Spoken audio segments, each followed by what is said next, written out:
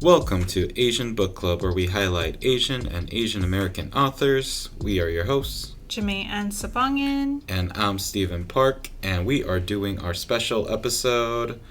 So this is the follow-up to the book read of Little Fires Everywhere by Celeste. And last episode, we just finished the entire book. We read the final chapters. Everything came to a close, and so we switched it up and started watching Little Fires Everywhere, the 8-part Hulu series. Right. We only felt right that after we did this read, that we binge watch even more about this read. Yes. What were the first things that came to mind while you were watching it?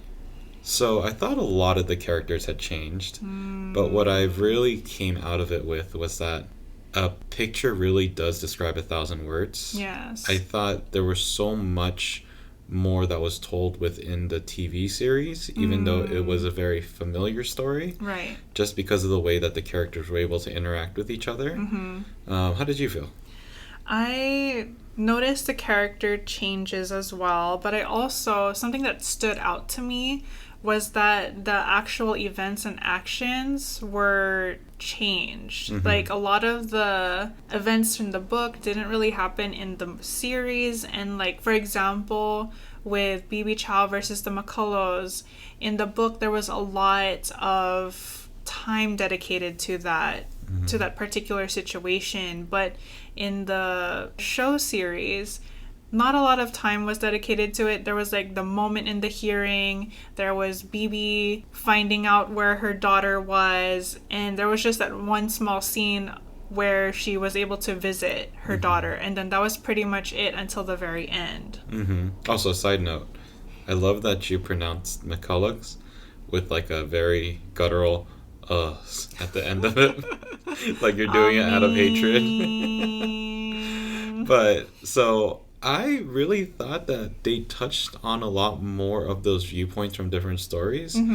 I do agree that they changed quite a bit from the different tellings of different storylines from here. Yes. But I also was wondering if they did that because once you saw the images and the actual footage of what might have been going on, that some of the parts may not have been believable the way that they fully played out, so they had to add or subtract in different places. Totally, definitely. And because the book is such a like even-keeled pace, I think you're right. There needed to be that speed in addressing all these different situations, and because there was a speed in trying to address all those situations, the characters themselves might not have reacted the same way the characters in the books did. Right. Okay, so at this point, we read the book. At this point, me and Jamae have seen the series. So, true spoiler alert, we're going to be discussing everything. Yes. So, I figured let's go into this discussion through different topics that appear within the show. Totally. So, we start off with the house. The house is on fire. Yes. Now, in the book, the person that sets off the fire is Izzy. Right. She's very conscious of the house being empty. Is not an act of vengeance against her family per se. Well, she does want to get back at her family, but she doesn't want to like kill them. Right. She wants to start things over for them. Right. But in the TV series, we see at the very end that she takes that gasoline, but she starts to soak everything in the gasoline. But her family's there, yes, and her siblings come and stop her. Right. So this then puts her in a corner, which her mom comes in, yells at her, tells her that she's never wanted her, and just sends Izzy out the house, which is like, all right, we still remember the beginning of the show where the house was on fire. Right. So who does it? And it's all the other kids because right, they start standing up for themselves. The mom just kind of like shuts down. Elena starts shutting down. Yep. And this is the point where they also feel like they need to start over. Right, exactly.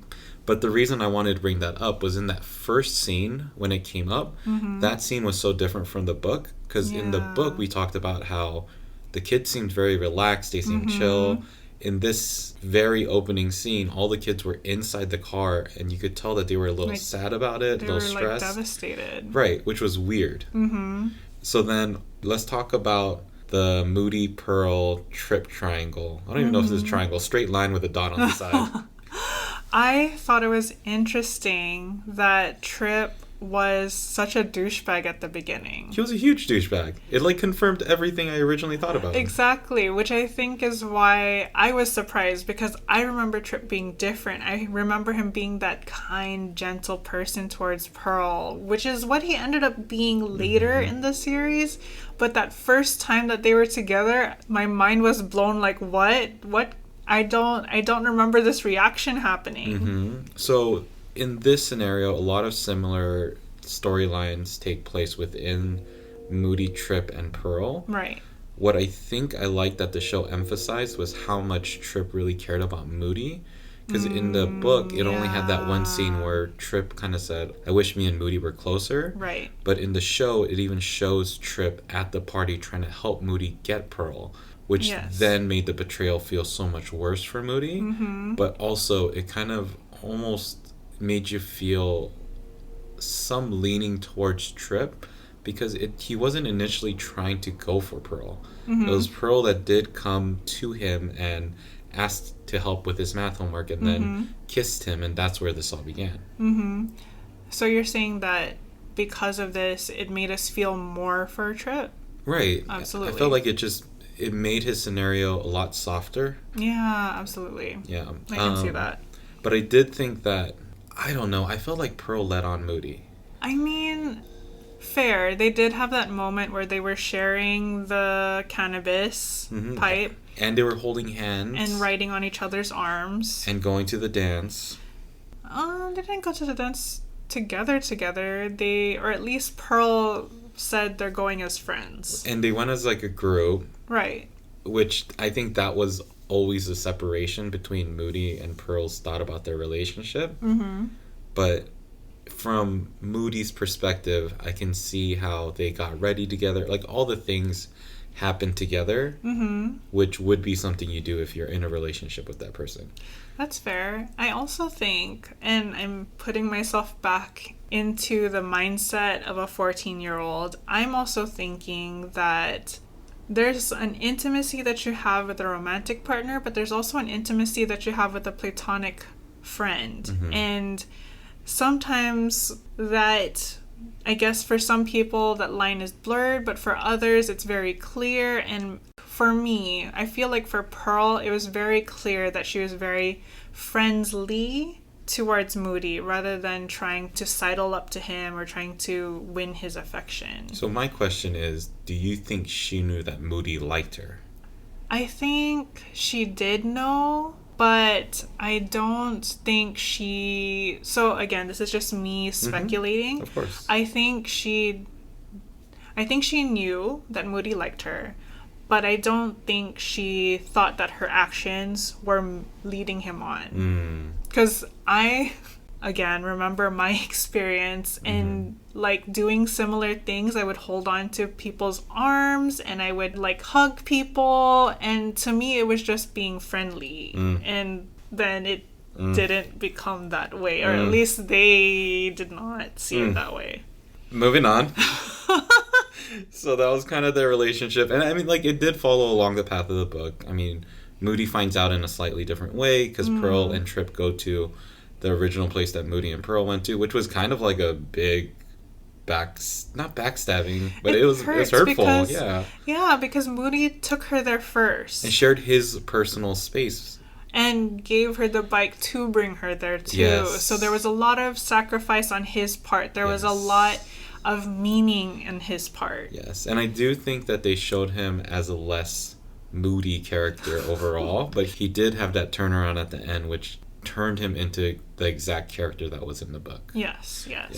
And then Trip was kind of just Trip. A little bit of background character. I don't know. I feel like at the end they were trying to get you emotionally involved with Trip and say, like, oh, he's a better person now. And I don't know, that's what it seemed like the arc was building to. Yeah. But I don't know. I still don't like Trip. He was still like a giant bag in the beginning of the book. I mean, that's fair. Yeah.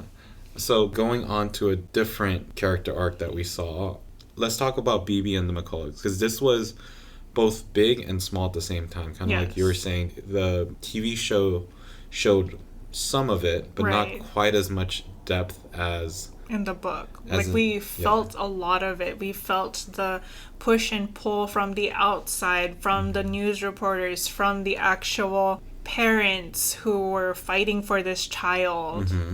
But I also felt like because of the imagery and a lot of those things, we got a much bigger sense of how much BB cared for Mei Ling, Oh, yeah. or at least I did.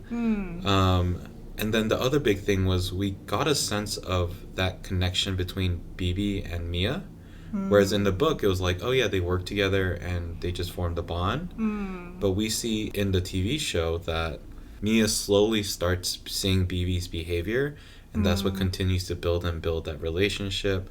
I think in the book, even hiring the lawyer was a pro bono action. Right, exactly. But in this one, Mia has to sacrifice to give BB that opportunity and chance to get her child back. Right. She not only sacrificed the money, but having to let go of that photo that meant so much to her. Right. Because that was the last thing she had, technically, Right. from the love of her life. Right. Which we'll get to, because Yes. that's a big change too. Yes, absolutely. I do think that the TV series did us wrong.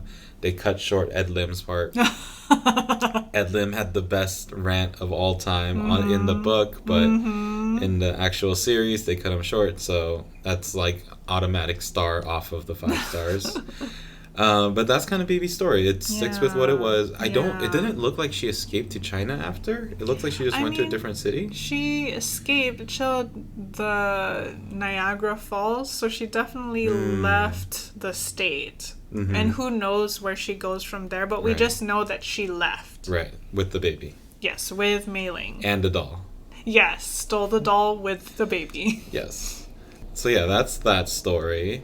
And so now we're going to start getting into some bigger stories, which then goes into my favorite character within the TV series that I found. And who's that? Brian. I loved Brian's character arc. Absolutely. So Lexi, so Brian and Lexi are together. This doesn't change from the story or the TV series. They're both in a relationship. Yes. The pregnancy still happens, but there's so much more that happens in the TV series. Yes. And I mentioned when we were doing the read that Brian had these moments where it showed that he was a black man in a white community and he was very aware of it. Yes. I thought within the TV series, it amplified that so much more. One of the things that the TV series did that the book didn't do was the Yale essay. And that's where Lexi steals Pearl's story about the math class and being not being able to advance in the math class because she didn't take the right classes, or I don't know, it was pretty much discrimination. And then when Brian finds out about this, Brian goes off and just can't believe that Lexi would do something like this, and is pretty much teaching Lexi why she's being racist by taking on this discrimination as her own. Yes. Then there are other scenes where Brian talks about how he doesn't want to go into her house and talk to Elena because Elena keeps bringing up the same stories about the march with Martin Luther King Jr. And I don't know, there was just so many scenes that were both subtle and very outstanding that Brian stands up in, and he's this supposed to be this minor character, but he shares so much about the history and what Shaker Heights really looks like from a person of color's perspective. Right, definitely. He calls out Lexi several times, asks her, what do you mean by they? Why do you think it's okay to take somebody's story and make it your own? Why are you stealing this from them? So I definitely see what you're talking about and how Brian's character plays such a pivotal role. Yeah. All right, so pretty much Lexi and Brian go through the same thing except for that Yale essay. They go through the Lexi getting pregnant, then she gets the abortion. And I did think that Brian's character looked better on the abortion end of things. Like, he never knew, which I almost felt like, man, I wish Lexi just had told him, because she never really gave him an opportunity to really respond to that, except for the fact that he said, like, oh, pregnancy, and like kind of cut her off initially and like really didn't want it. But I don't know, he never really got the chance to fully embrace her being pregnant or just being able to help her through the aftermath of it. I mean, that's fair, but it's also her choice to reveal. Yeah. I also think that the moment that she was about to reveal it in the show, I think it was smart for her to keep it in, because if she were to reveal it at that point, it's now weaponizing her emotions and like guilting him into feeling the same thing or trying to make him feel bad for her. Which I thought would be a very Lexi thing to do.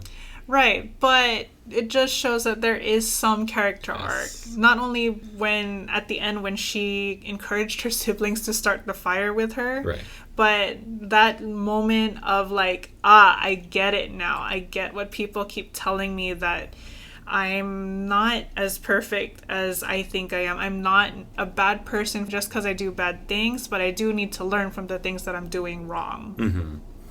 And, okay, so that's their story. Yes. And what did you think about the relationship in the TV series with Elena and Bill, the Richardson parents?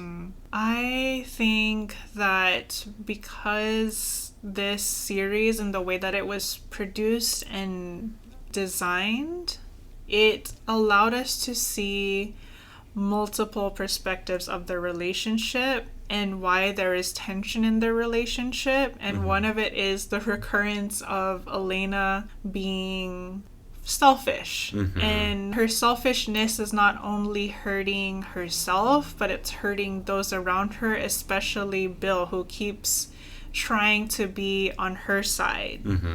Yeah, I thought it was very interesting to continue to grow her as the villain, because in the beginning of the story you can see her as a person who's sympathetic and she's trying to make the right choices, but just with the wrong thoughts and intentions.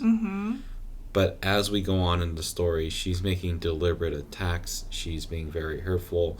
And one of the person that gets hurt from this is Bill, who you can see slowly just boil and boil. He starts from a simmer. And then he knows about this relationship that's not continuously been going on, but that Elena keeps going back to for like, it has to be at least 10, 15 years, because that's how old the kids are. So, I don't know. I thought it was a great piece to include into it, exactly like you said, just because it shows who Elena was as a person. Totally. And like, speaking of Elena, like you mentioned, there was more characteristics with Elena in the TV series, in that Elena, at least from where I was viewing, it seemed like she was trying to be the nice white lady, quote unquote.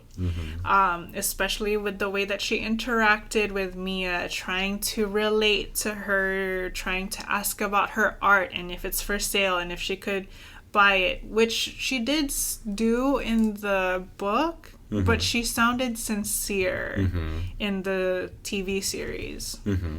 Absolutely. So, sticking with Elena, she is kind of like the hub between a lot of the relationships. Yes. So, what I'm trying to do in my mind is prioritize and kind of save the best relationships for last. But I think we're at that point where every relationship from here on out is pretty important. Yes. Izzy and Elena. Now, this was probably one of the biggest arcs within all of both the book and the TV series. Yes. But I felt like the book did not do this story justice. I think what the book initially did was talk about how Elena was so worried about Izzy, how she had this health condition that put her at risk. And so that was the thing that drove Elena to be more protective. Exactly. In the TV series, Elena and Izzy come to tiff because Elena never wanted Izzy. Izzy was a child that seemingly cried much more than the other Richardson children. She was colicky. Yeah, and then that on top of the fact that Elena had to give up her job, she saw the promotion that she wanted go through the window. And this culminated in the simplest word is hatred that she cultivated for Izzy. Right. And it's not because of Izzy, but it's because of the decision that she made to keep Izzy, I think, is really what the impetus of her hatred came from. It's not the fact that she has this child, it's because she chose to have the child. Which I would argue, like, did she really choose to have the child? Because do you remember the conversation with her and her mother? Right. I mean, so she chose her mother's perspective Yes. over her own. So essentially she did choose. She chose for Oh, yeah. herself. I mean, she didn't have to tell her mom. There was that one scene where she told the babysitter, "Don't call my mom." Right. And essentially telling her, just shut her out. Yeah. Don't tell her what's happening. Tell Yeah. me first. Yeah. Yeah, I don't know. I like this story better. We also see from this Izzy's character arc, which is so sad. It's so devastating. There was a scene where Izzy talks about how she feels like she sees the sky and the water, but she just is constantly swimming. She doesn't see like an end to it. Right.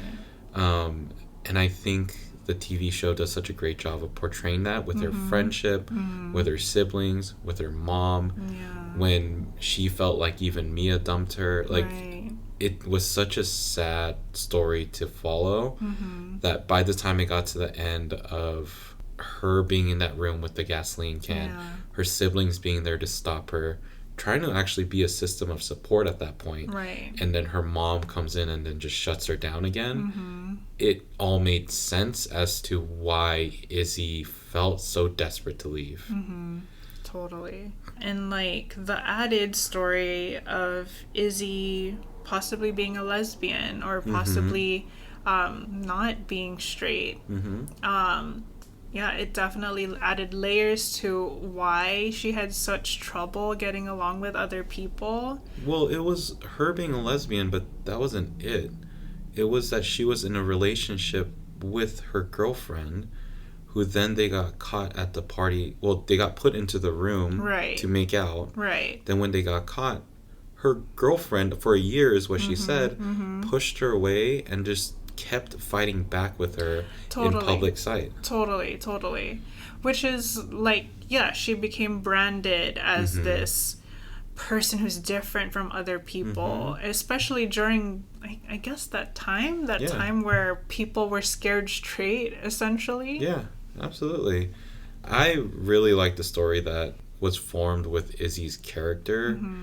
I don't know. She still came off as this privileged kid overall, because she did have a lot of privilege, and that's that scene with Mia where Mia's like, no, you're still this white girl from a very privileged family. Yeah. But I think it showed the struggles that she had and why it caused her to feel that way. Totally. And when we're talking about Elena and Izzy, there was even that scene with the Keds, the tartan Keds, that really mattered to Elena. Yeah. But Izzy, I felt like, was even offering up an olive branch by going down fully dressed. Yes. Except for the shoes. Right. And Elena just couldn't let that go because that's the person that Elena is. Yeah. Okay. So then when we're talking about mother and daughter relationships, we have to talk about Mia and Pearl. Yes. I think it's so interesting that Pearl in the TV series fought back so hard. Like in the book, Pearl was very would defer to her mother, would maybe say something smart and then like want to take it back. And she was very meek in the book. But in the TV series, she was very headstrong and was like, no, you're lying to me. And I deserve better. We deserve better. Which version of Pearl did you like better? Well, I really was drawn to Pearl in the book, but I feel as though Pearl in the TV series felt believable because of her age. She's a teenager. And because of the experiences she's gone through with Mia, going from place to place, I don't think, at least for me, if I were a person who moved from place to place, maybe I wouldn't be that meek. Maybe I would have more ideas of what a person can be. Right. Which, side note, I remember when it had that opening scene and it showed all the kids. I was like, these are teenagers? I don't know. I feel like I'm just really old now. They look so tiny and young. And I think that's what teenagers really look like, though. gosh. Especially, well, this is a side conversation, but I Right. feel like in entertainment, especially in movies, they tend to cast older people Right. as teenagers, which is why our idea of what teenagers look like is skewed. Fair. Because, like, for example, in One Tree Hill, for those of you who know what One Tree Hill is, they were all in their 20s and 30s Right. already Right. as actors. But they were cast as 14 and 15-year-olds, which is like, looking back, I'm like, no. Right. Very fair. Okay. So, I agree. Pearl was much more, not combative, but she fought for herself a lot Yes, more. definitely. She advocated for herself. Advocated for herself, which I think you may be saying the same thing, but it matched the character that was then presented to her by her mother as Mia Warren, Mia Wright. Because this Mia was so different from the book. Yes. This Mia was very conscious of her environment, and knowingly so throughout the whole series. She was very aware of race. She was very aware of the class system in the areas that she was in. So when Pearl went to Elena to get help with that class, Mia wasn't just mad at that point of just somebody helping Pearl, I didn't think. Right. I felt like the reason Mia was even more upset was because Elena was this person of privilege, and she wanted her daughter to understand that this isn't something that's always going to be given to her. Right. This is something that you have to learn how to earn on your own. Totally. And I think the Mia in the book was very race conscious, was very situationally aware, but in the book she was more of a background observer. She didn't take the front stage. She didn't speak her mind all the time. She waited to say things. But the Mia in the TV show was like, no, we're going to say this now in the moment. You're going to feel my full fury. And the one thing that the book could never give us is Kerry Washington's face. Yes. Oh Oh my my gosh. gosh. I love Kerry Washington. She has the most believable disgusted face that I've ever seen, and she kept it on the whole time. There was only like a couple scenes, like one where she, I think, interacted or saw like BB with her child, and then that was the only time her face changed out of this disgusted face. But it was beautiful. Oh my gosh, she did such a good job with that. Yes, absolutely. But one thing that Mia didn't do in the book that she does a lot of in the TV series is explore her sexuality.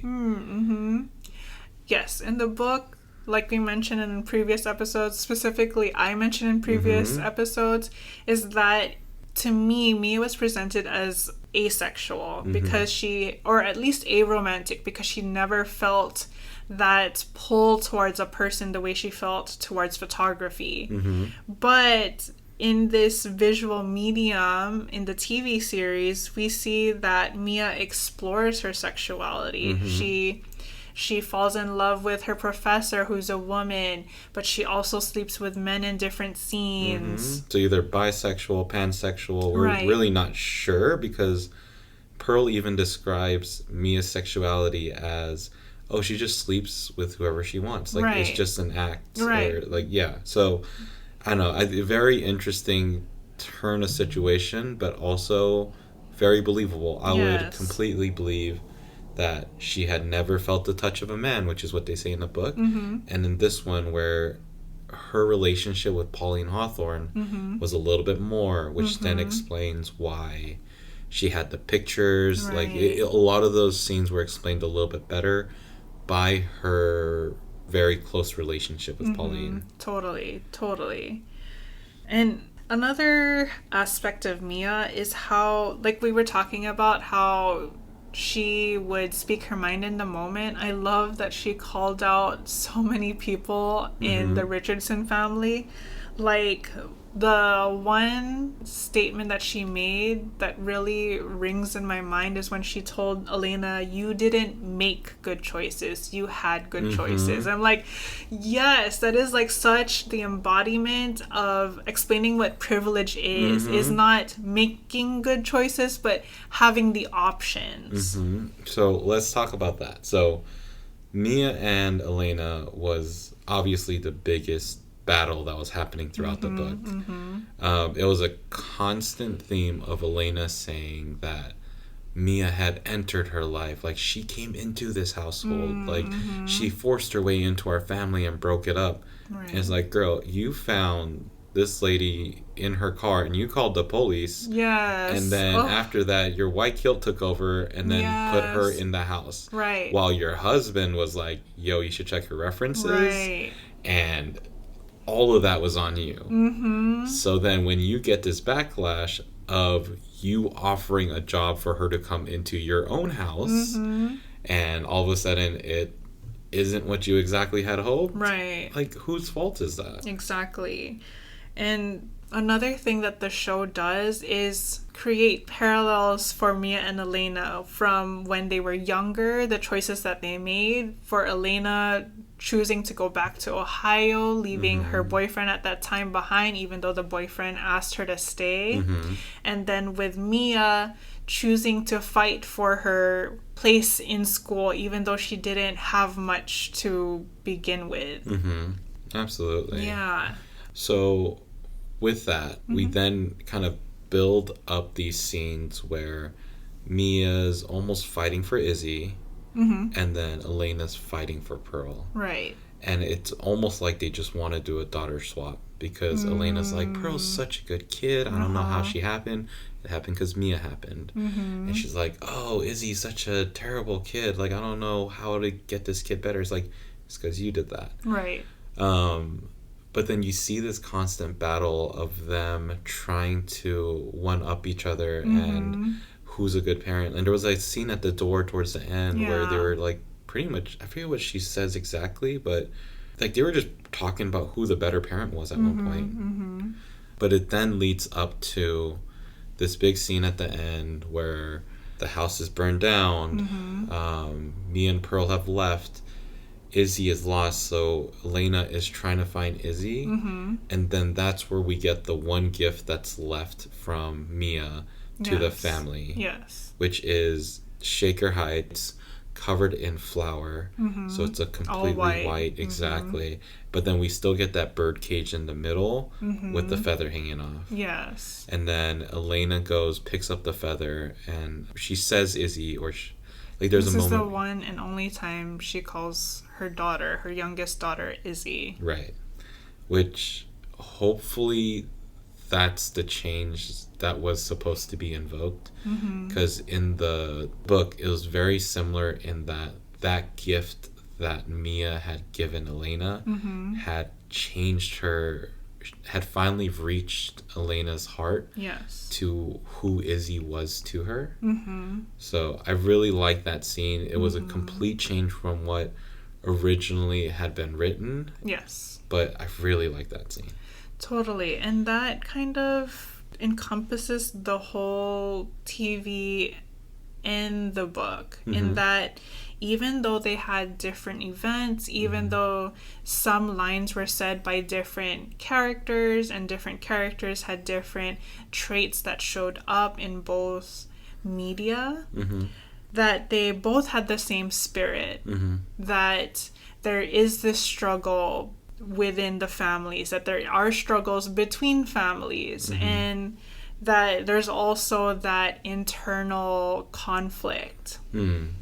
So one thing that I did feel in terms of that big theme is, what did you feel like the book gave off as a theme? Like, if you could put one topic as the major one that both the book and the TV show gave off, would it be the same, or do you have difference? I think that when I think of the book, I believe it's trying to say that there are parallels in nuance and gray areas when it comes to who gets to say they're a parent and who gets to say they are doing their best and what that looks like. In the TV show, I think it's a very similar message, but a more overarching message that the TV brings up is that it feels like each person is going to be brought to their knees. Like everyone's going to meet their reckoning. Yes. I thought when I read the book, the feeling I got was, here's life in the suburbs, and here are people coming in, and different people and their different experiences with the suburban life and class differences. I really like the way that they did it in the show in terms of emphasizing who has what and what, like kind of like what you said with Mia's line is, you didn't make good choices, you had good choices. Yeah. Showing the difference between what people have. But for some reason in this show, motherhood was so much more highlighted for me. There was an episode called 70 Cents. I think it was like the fourth episode or something. Yes. And what it did compare was, in the very beginning, Bibi is struggling. Mei Ling is crying, and so Bibi goes to buy formula for Mei Ling. Yes. In the book, that's the last bit of money that she uses on Mei Ling before having to give her up. Yeah. In the series, Bibi goes to the store. She has 70 cents, goes up to the cashier to buy formula for this baby that she's holding that's crying. Yeah. And the cashier is yelling at her that she doesn't have enough money and kicks her out of the store. Yeah. Later on in the episode, Izzy is running out of a dance, which her siblings were there. I said this when we were watching together. Exactly. I was like, where are her siblings to take her home? Anyways, so she's trying to get on a bus. She's 70 cents short. And the guy who's driving the bus says, no, you're fine. Just come on in. Yes. That is the big difference. Totally. That is just seen multiple times. The other big one that I saw was Elena's story with her baby and with Izzy, right? So Elena's holding this crying child. Izzy's just constantly going. And Elena grabs the plates. She throws them on the ground. She's had it up to her limit. And this is when she runs to, as Bill quotes, to get the pacifier. Yeah. She goes to get the pacifier and then eventually runs away to her ex-fling and almost escapes that current life. Yeah. And then goes on to judge Bibi, who has this child who's crying for many days.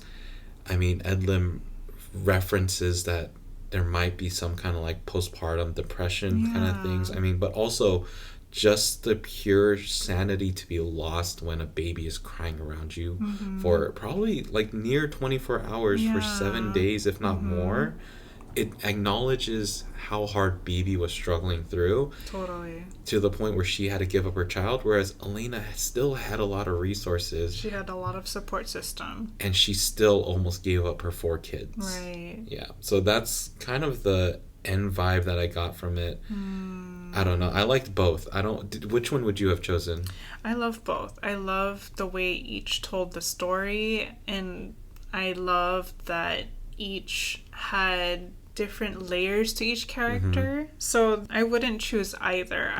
But I would highly recommend both. Which one would you do first? I would read the book first, the way that I did. I would have read the book first and then enjoyed the TV series and actually like soaked in the rest of the little details. I agree. I think the only difference that I would say is look up the characters in the TV series, and then you could put a face with the words that you're seeing and the different characters that you're seeing, because I thought the casting was really good for this one. So when I was reading the book, I was looking at very familiar faces as to what was being shown on the TV series, which is really hard to do.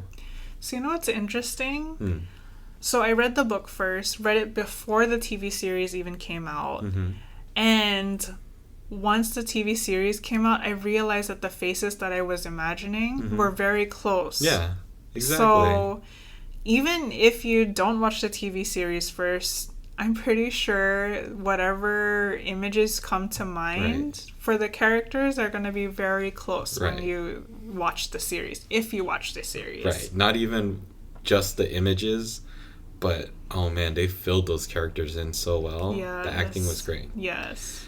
Anyway, so this was our special episode. Yeah. go do both. I mean, you finished the book with us.